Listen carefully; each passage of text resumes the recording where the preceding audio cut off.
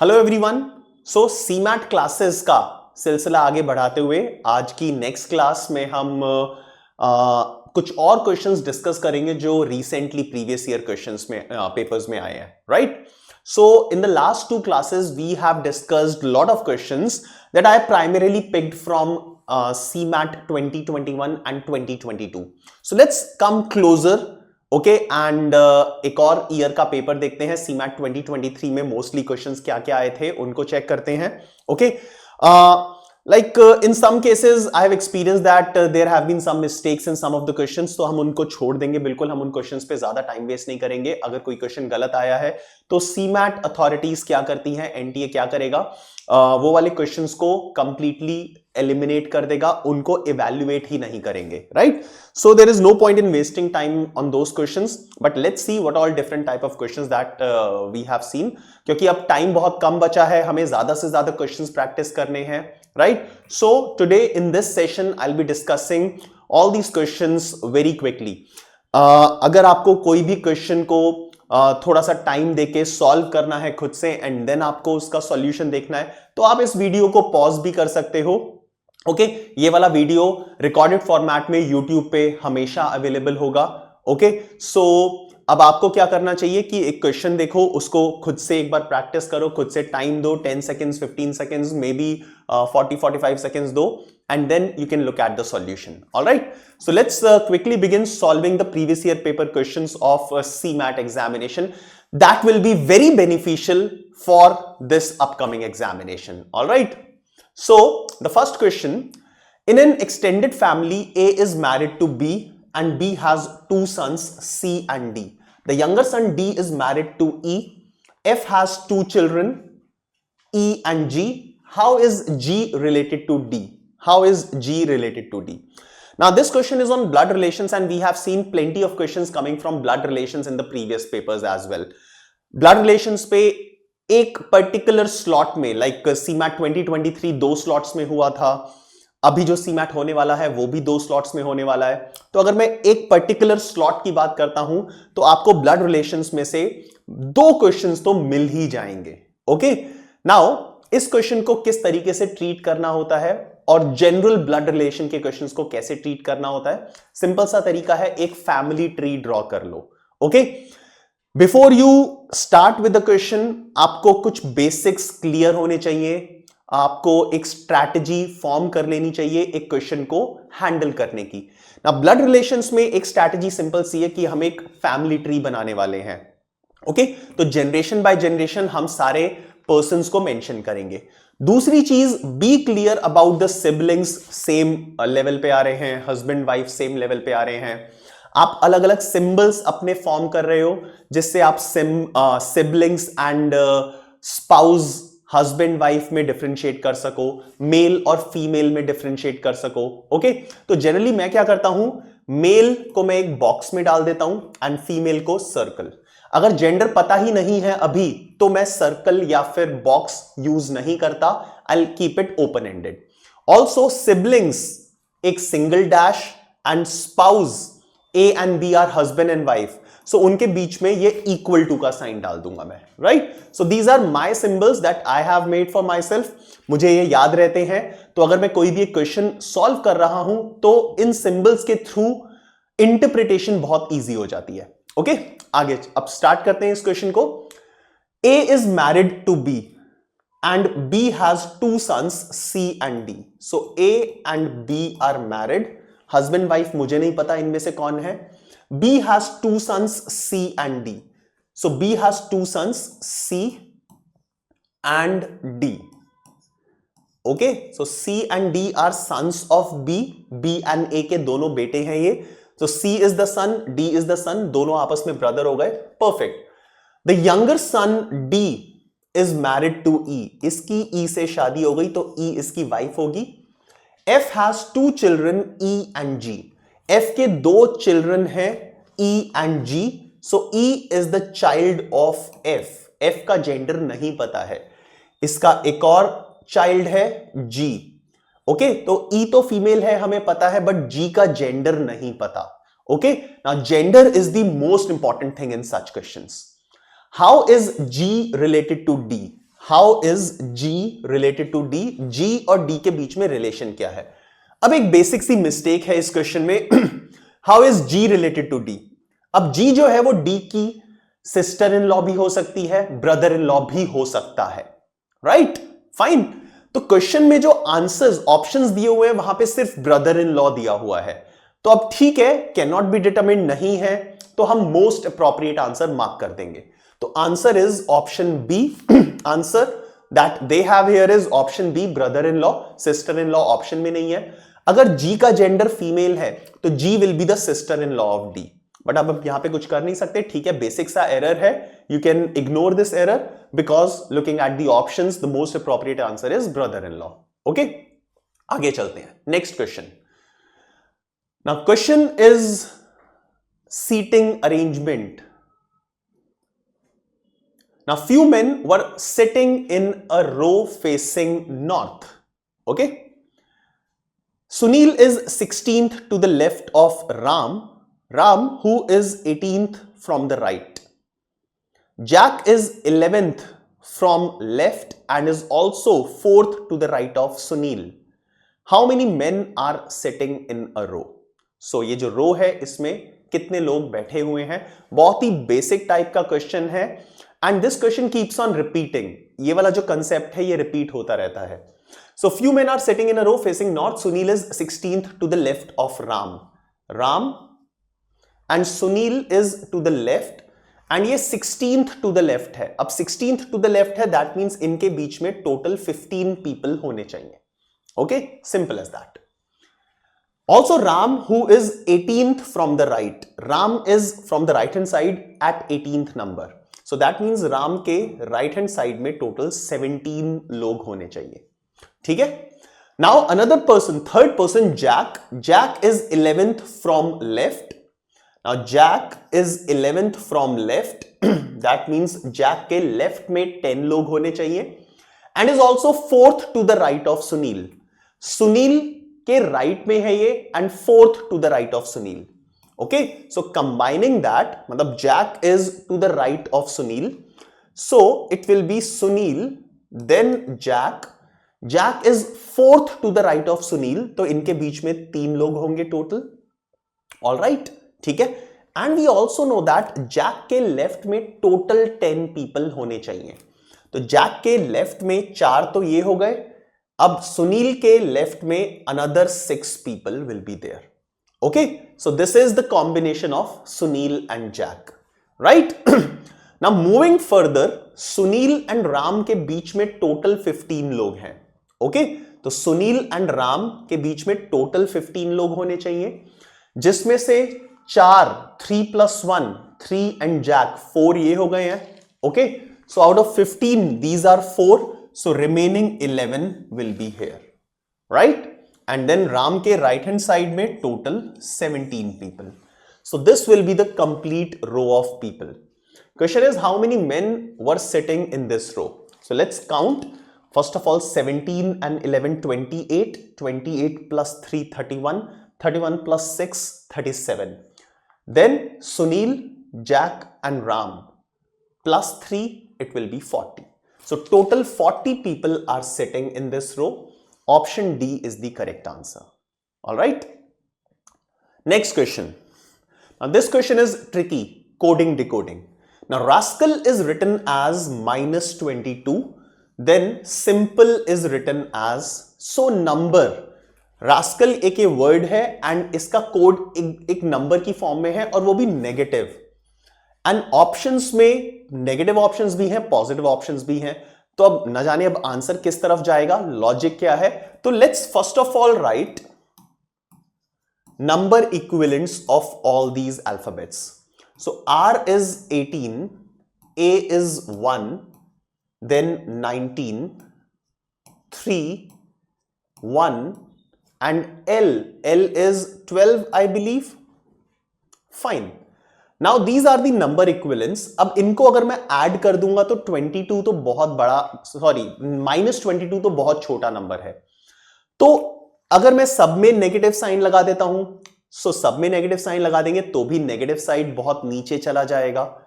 तो -22 बनाना है तो I believe alternate plus minus sign शायद कुछ कर दे।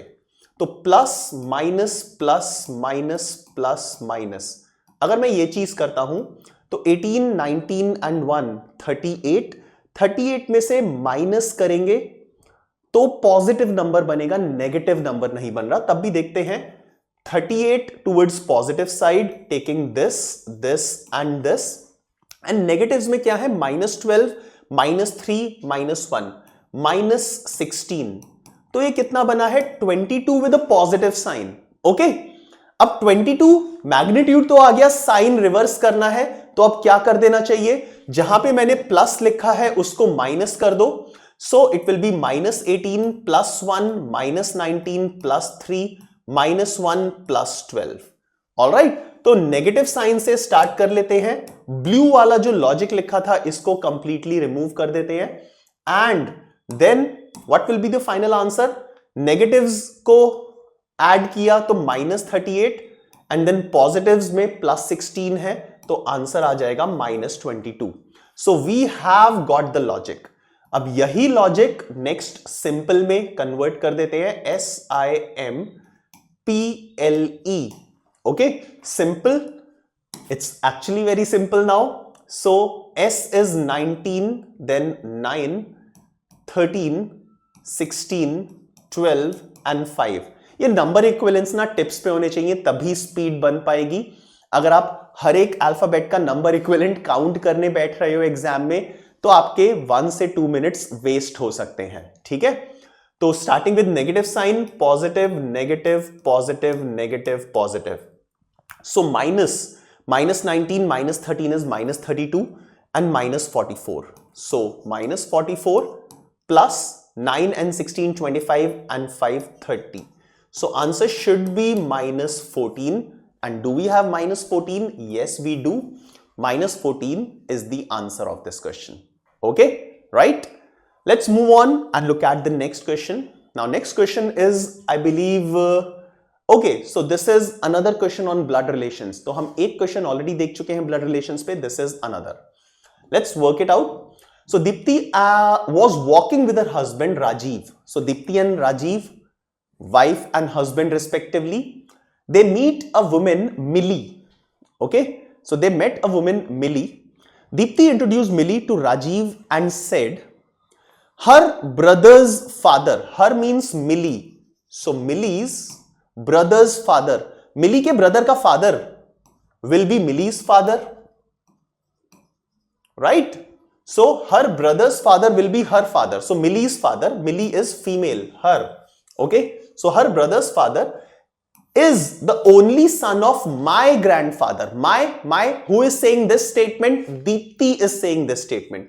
So Deepti के grandfather का only son है ये person.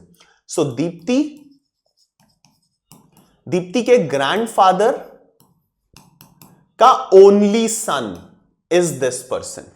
Okay, so only son है here. Millie and Deepti are in the same generation obviously. Okay, sister in law, mother in law, daughter नहीं हो सकती, answer can only be sisters. Alright, so sister is the most appropriate answer that will mark for this one. Next question, simple question था ये बहुत। A is the son of B. My God, another question on blood relations. So friends, it is proving out to be that ये वाला जो paper था इसमें blood relations भरा हुआ है। Third question we are seeing in first 5 questions I believe. So A is son of B, whose mother is C.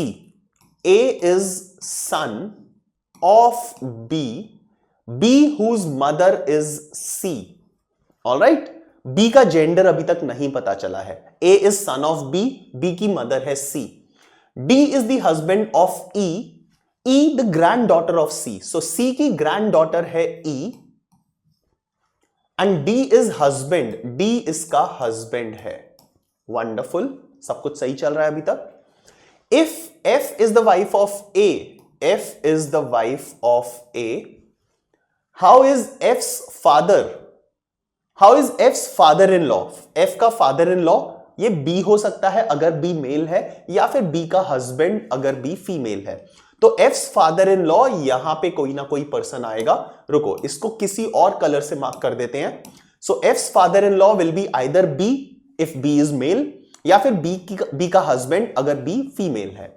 So how is F's father in law related to D's daughter? D की जो भी daughter होगी, D की daughter जो है, right, यहां पे, तो ये पर्सन यहां पे इससे कैसे रिलेटेड होगा? सो 2 जनरेशन अबव एंड मेल है, तो ग्रैंड फादर होना चाहिए। सो ब्रदर नहीं हो सकता, अंकल नहीं हो सकता, कजन नहीं हो सकता, only appropriate answer is grandfather.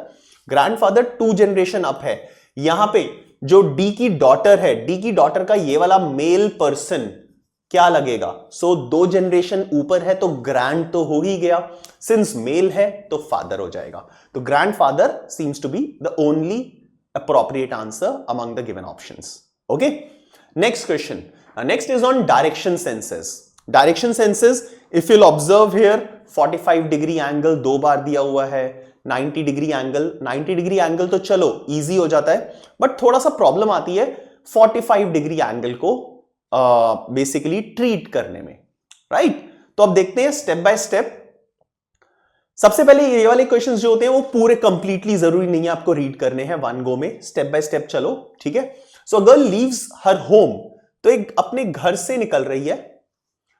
सो घर से निकलते ही कुछ दूर चलते ही, fine, okay. So a girl leaves her home and walks 30 metres towards north. So north की तरफ मूव कर रही है। नॉर्थ हम अज्यूम कर लेते हैं ऊपर, okay. So north, south, west, east, conventional जो डायरेक्शंस है मैं इनसे स्टार्ट करता हूं, okay, right? So now she left his house and walks for 30 metres towards north. So ऊपर की तरफ यहां पे 30 metres she walked, okay. She turns clockwise by 45 degrees. Now clockwise, if I am standing like this, clockwise for me will be towards my right hand side. Anti-clockwise for me will be towards my left hand side. All right, ठीक है? So she is going in the upward direction. इसका clockwise क्या होगा? Towards right. She turns clockwise by 45 degrees. So 45 degrees, that means this. Okay? And walks 30 meters. So फिर दोबारा से 30 meters चल रही है। अब ये इस डायरेक्शन में जा रही है, नॉर्थ ईस्ट डायरेक्शन में, ठीक है? Then she turns anti-clockwise by 45 degrees. सो अब ऐसे थी, अब ये वापस अपने ट्रैक पे आ जाएगी, नॉर्थ की तरफ मूव कर रही है 45 degrees and walks for 30 meters. Perfect, अब ये नॉर्थ की तरफ जा रही है, 30 मीटर्स वॉक करेगी। Then she turns 90 degrees towards her left. अब क्लियर किया हुआ है, एंटी क्लॉकवाइज और क्लॉकवाइज नहीं बोला हुआ, towards her left, that means towards waste hand, towards waste, okay. अब ये 90 डिग्री टर्न कर रही है एंड 60 मीटर्स वॉक कर रही है। 60 मीटर्स डेफिनेटली ये इस वाली लाइन को क्रॉस कर लेगा। 30 मीटर्स ये था, राइट? सो ये वाला जो डिस्टेंस होगा ये 30 से भी कम होगा, ओके। एंड 60 मीटर्स वॉक कर रही है तो क्लियरली वो इस साइड पे आ चुकी है। Done, okay. Now after that she turns towards her home. अब ये अपने घर की तरफ मुड़ जाती है। So his home was here, from here if she turns towards her house, so that means she is walking in this direction. Now in which direction is she walking? So अब कौन सी डायरेक्शन में walk कर रही है? वो इस direction में walk कर रही है। According to convention, north, south, west, east, she is walking like this, so she is walking in south east direction. Option B is the correct answer, okay, perfect. Next question पे चलते हैं। A word is represented by only one set of numbers. अब ये question देख के डरावना लगेगा, खतरनाक लगेगा, बट ये क्वेश्चन बहुत इजी होते हैं, ठीक है? तो given in any of one of the option, the set of numbers given in the options are represented by the 2 classes of alphabets as in the 2 matrices. तो ये 2 matrices दी हुई हैं, 0, 1, 2, 3, 4 and up till 9. तो अब यहां पे आपको combination ढूंढना है। लाइक अगर मैं बोलता हूं 34, so 34 combination it will be B, so this alphabet will be picked अगर वहां पे नंबर 34 लिखा हुआ है, ठीक है? सो बहुत ही सिंपल टाइप का क्वेश्चन है। अगर आपने एक क्वेश्चन भी किया है इसका, तो इसमें कुछ ऐसा कुछ रॉकेट साइंस नहीं है, बहुत बेसिक सी चीज है, हाँ, तो ज्यादा प्रैक्टिस की जरूरत ही नहीं है बिकॉज कोई लॉजिक अप्लाई ही नहीं हो रहा है यहां पे. So the letter from the matrices are represented first by row and then by its column. So पहले रो रीड करनी है एंड देन कॉलम रीड करना है. Right. Identify the set of word for rain. Rain के लिए क्या answer होगा? सो are को ढूंढने की जगह यहां पे हम ऑप्शंस ट्रीट कर सकते हैं. 57. सो 57, 5 and 7, 5 7 57 is R. 66, 66 is also R. 75 is also R. All the options are open. Okay, repetitive हो सकता है. All the options are open. कोई भी reject नहीं हुआ. 12, 1 to 12, A, R के बाद A, rain, RAIN, यहां पे लिखा हुआ है वर्ड. ओके, सो 12 है अभी भी contender. 21 is also A. 44 is also A and 30 is also A. My god, तो ये थोड़ा सा क्लोज चल रहा है. So again all options are open. 31 I, it's still there. 23 is D. So this option now can be eliminated. So पहला option eliminate हो गया. 42, so 4 to 42 is O, again eliminated. I want I, RAIN. Right? So third option भी eliminate हो गया. 31 I. So fourth option is still there.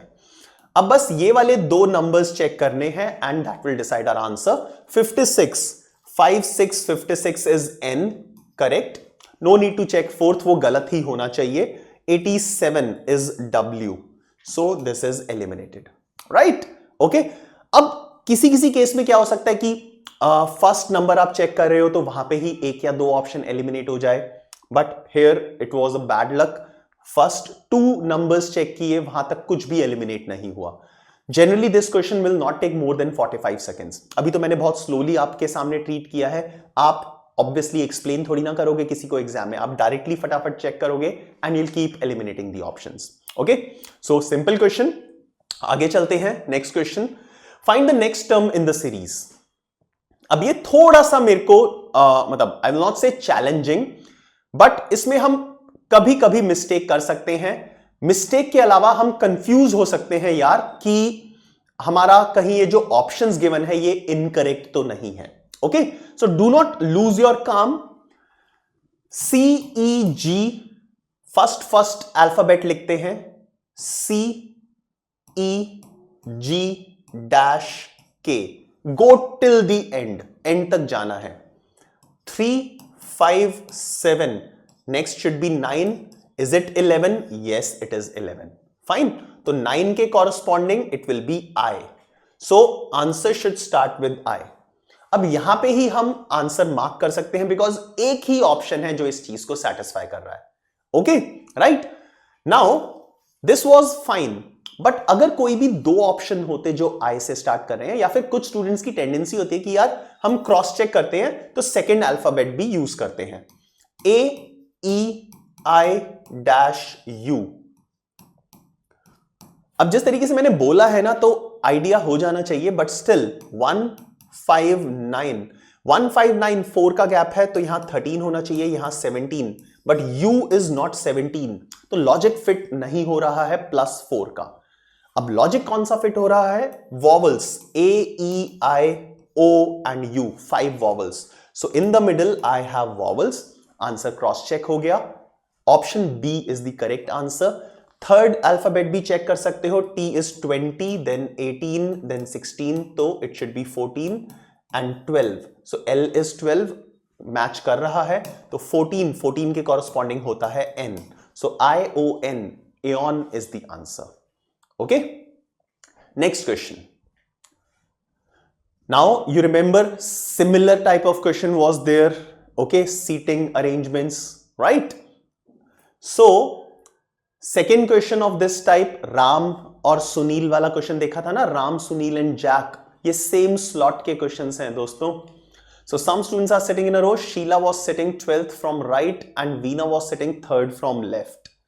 There were 15 students in between Sheila and Veena. How many students were sitting? Hardly a question of 30 seconds. Right? पिछले वाला जो question था Sunil, Jack and Ram, उनसे बहुत, उस वाले क्वेश्चन से बहुत इजी क्वेश्चन है ये. So Sheila was sitting 12th from right. So Sheila के राइट साइड में 11 पर्सन होने चाहिए. Veena was sitting 3rd from left. Veena के लेफ्ट में 2 लोग होने चाहिए. शीला एंड वीना के बीच में 15 स्टूडेंट्स हैं. टोटल कितने स्टूडेंट्स हुए? इससे इजी क्वेश्चन नहीं मिल सकता. 15 and 11 26, 26 and 2 28, 29 and 30. So 30, that is option A should be the correct answer. All right? चलिए नेक्स्ट क्वेश्चन पे चलते हैं. If the given interchanges were made in sign and numbers, so ये given interchanges दिए हुए हैं, अगर interchange कर देते हैं हम expression पे, so which of the 4 equations would be correct? So interchanges ये 2 दिए हुए हैं, मतलब minus and multiplication sign को interchange करना है, 3 and 6 को आपस में interchange करना है, okay, and check करना है. ठीक है.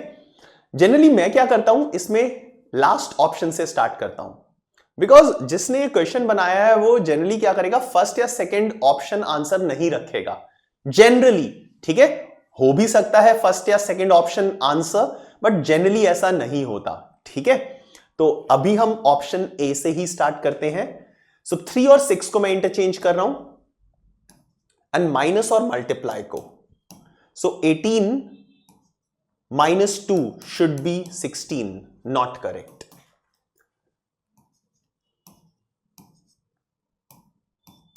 So 3 and 6 को इंटरचेंज कर दिया सेकेंड ऑप्शन में एंड माइनस एंड मल्टीप्लाई को. सो 3 minus 24 नेगेटिव आंसर आना चाहिए, not satisfied. Then 6 minus 3 multiply 4.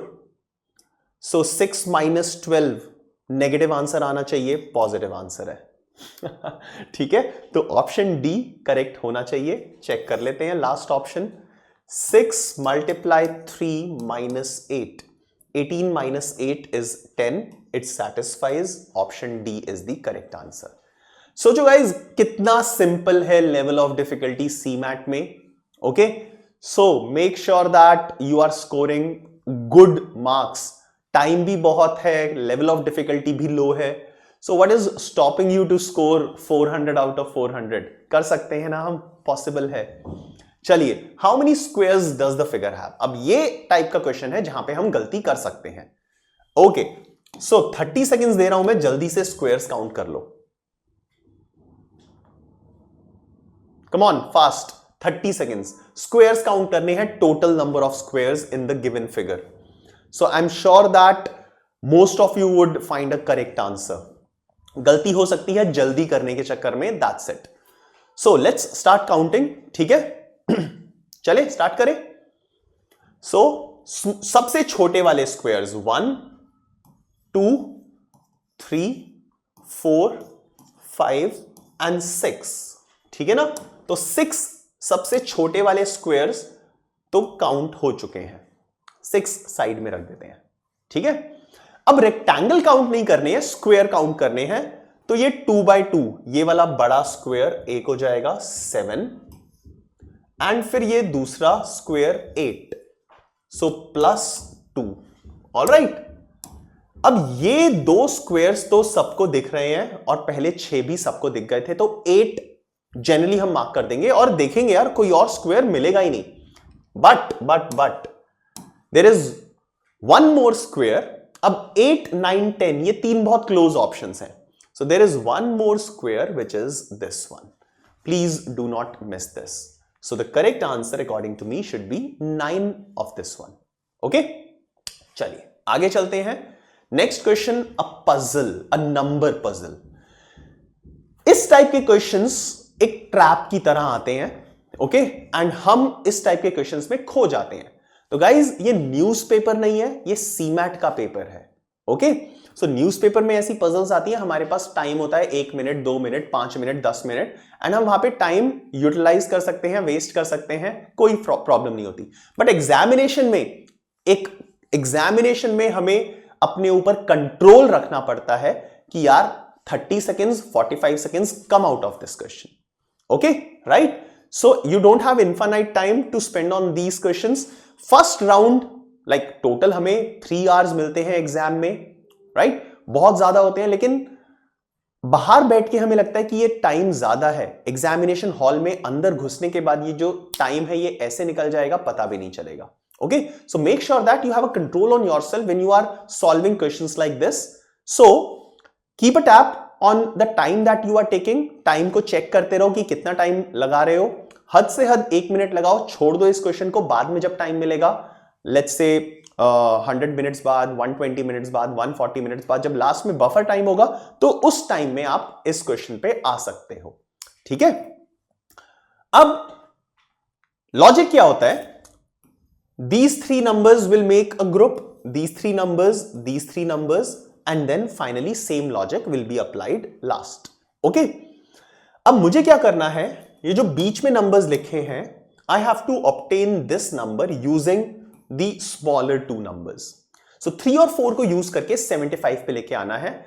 तो अब सबसे पहले क्या करना चाहिए हमें? Multiply, addition, subtraction, combinations, otherwise squares and cubes. अब ये तो 75 है, तो मुझे स्क्वायर या क्यूब देखने चाहिए 3 और 4 के। 3 का स्क्वायर 9 होता है and cube 27।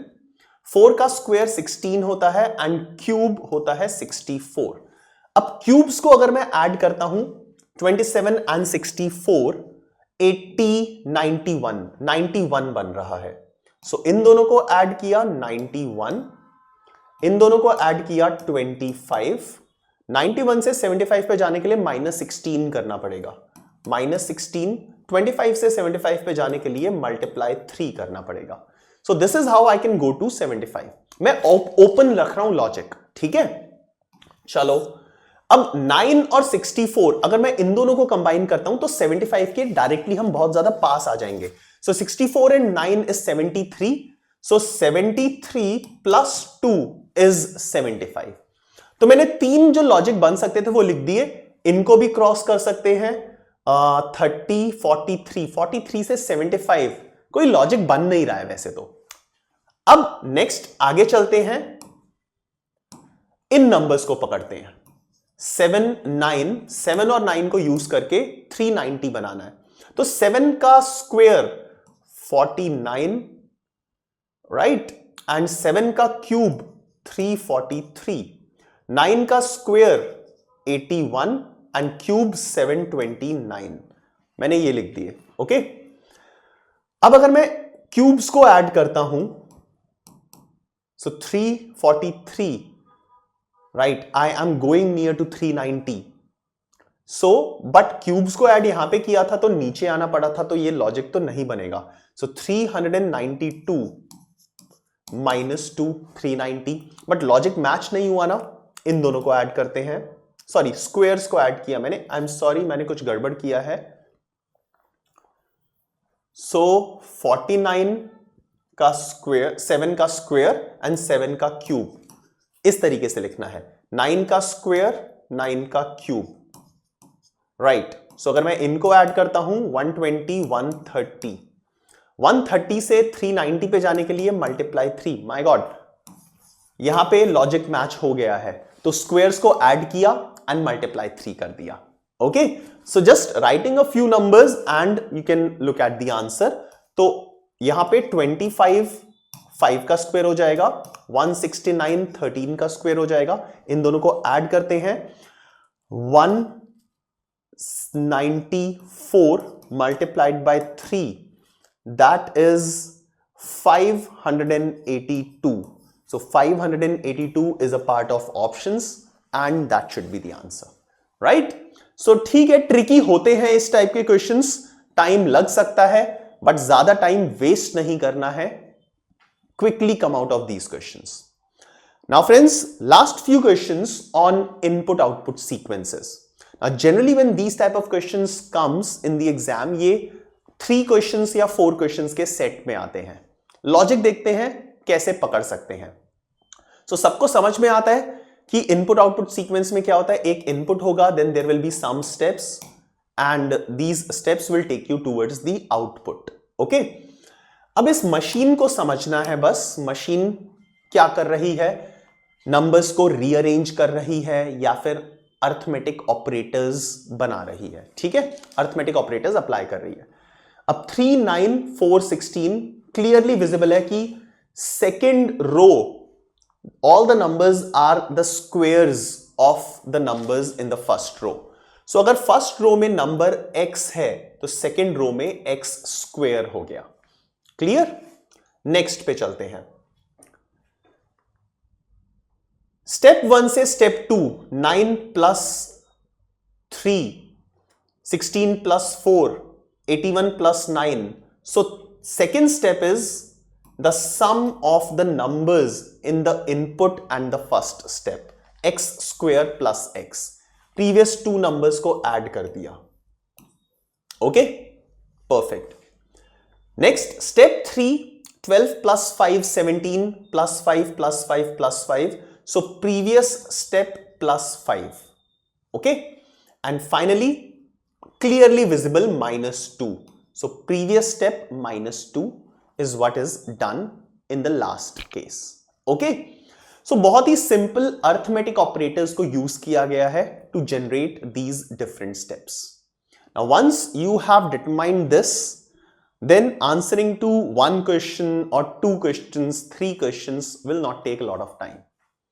As per the following rules, find the appropriate answer if 159 is one of the numbers in step number 4. यहां पे 159 है स्टेप नंबर 4 में। ओके, अब उससे मुझे कहां पे जाना है, which of the following can be the input. 159 output है, मुझे इनपुट पे जाना है। सो उल्टा चलते हैं, +2, right? So 161, right? Then -5, 156. Okay, now I have reached to step number 2, which is x plus x square. 156 आना चाहिए। So can I say that 12 plus 12 square, 12 plus 144 is 156. So the input should be equal to 12. Option C is the correct answer. आप options को भी treat कर सकते हो एक एक करके, but it's always better to backtrack. बैकट्रैक करना आसान है, फास्ट भी है। Okay, so 12 is the correct answer for this one. One more question of the similar input output sequence. तो लॉजिक तो हमें समझ में आ ही चुका है। What is the input if the following arrangement is step number 4? Step number 4 given है, इनपुट फाइंड आउट करना है। अब बहुत सारे ऑप्शंस हैं। Try to take the option in which number at the same place are different. Okay, so 10 10 8 8. Okay, so 10 से अगर मैं स्टार्ट करता हूं, यहां पे 10 है कहीं पे, नो अनफॉर्चुनेटली यार वो नंबर देंगे ही नहीं। सो सबसे पहले स्क्वायर किया, 10 का स्क्वायर 100। सो 10 से स्टार्ट किया, 100 पे चले जाएंगे। फिर प्रीवियस 2 नंबर्स को ऐड किया, 110, राइट? अब 100 से 75 पे जाना डिफिकल्ट है, नंबर इंक्रीज ही हो रहा है। सो 10 आंसर नहीं होना चाहिए। 8 से चेक करते हैं, 8, 64, 72, राइट? ऐड किया, देन +5, 77, -2, 75, राइट? सो 8 satisfies. So second number match हो गया। अब फर्स्ट नंबर ऑप्शन सी और ऑप्शन डी का डिफरेंट है, तो फर्स्ट नंबर को और मैच कर लेते हैं। तो अगर मैं 2 से स्टार्ट करता हूं, मुझे कहां जाना है, 9 पे। सो 2 से स्टार्ट करता हूं, 3 से स्टार्ट करेंगे तो 3 का स्क्वायर 9 एंड 12 पे पहुंच जाएंगे। 12 प्लस 5 इज 17, -2 15। सो 3 तो नहीं हो सकता, 2 होना चाहिए। 2 plus 2 square is 6, 6 plus 5 is 11, 11 minus 2 is 9 and we want 9. So answer clear हो गया है, आंसर होना चाहिए option C. Okay, right. So बहुत फास्ट होते हैं इस टाइप के क्वेश्चंस अगर एक बार आप लॉजिक डिटरमाइन कर लो। Okay, so friends, I believe that's it from my side. Thank you very much for being a part of this session, and all the very best for your CMAT examination. We'll see you on the day of CMAT, probably with the analysis of this examination. All the very best. Bye-bye.